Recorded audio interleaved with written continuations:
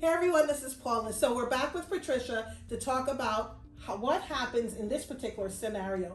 So I have a client and they actually submitted this question. What happens when it's a second marriage for both folks and they have children from their first marriage, but they don't have children together?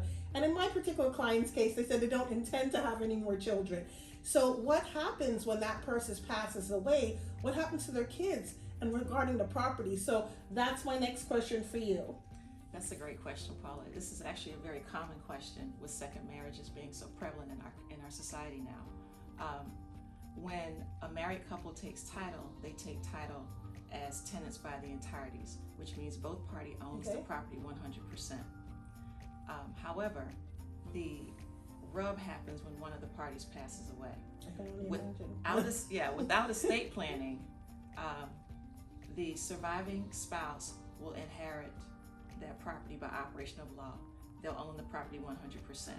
So if the deceased spouse intended to pass any interest in that property to their children from the prior marriage, they would have to do estate planning because of that default provision of the married couple each of them owning the property 100%.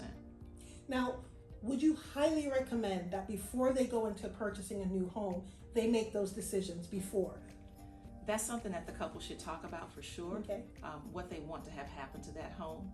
If they want it, for example, if there's a child with a disability, they may want to preserve the home for that child to live in. Even if it's an adult child, for that child to have a place to live that's safe and secure, and they know that they will be taken care of.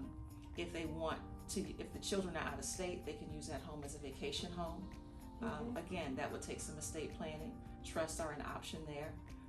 But there are a number of ways to manage the transfer of that asset. A variation on that question is when the one party owns the home in his or her name and then they get married. Okay. That happens a lot. That happens quite a bit, yes. Again, they each have children, no children together. Okay.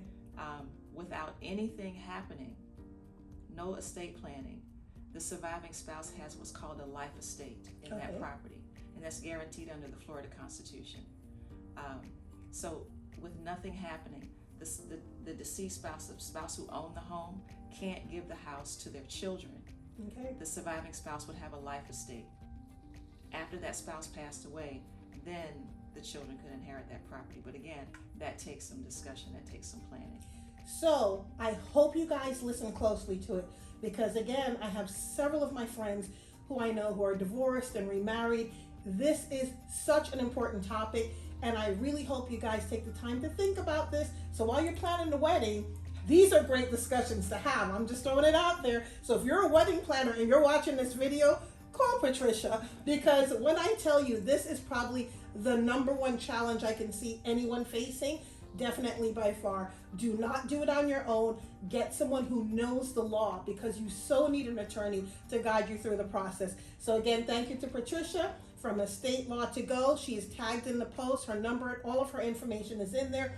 Please reach out to her and talk to her. As you can see, she is a wealth of knowledge. This is the type of law she specializes in, and don't second guess on this one, guys. Listen, you can eat a bad cake.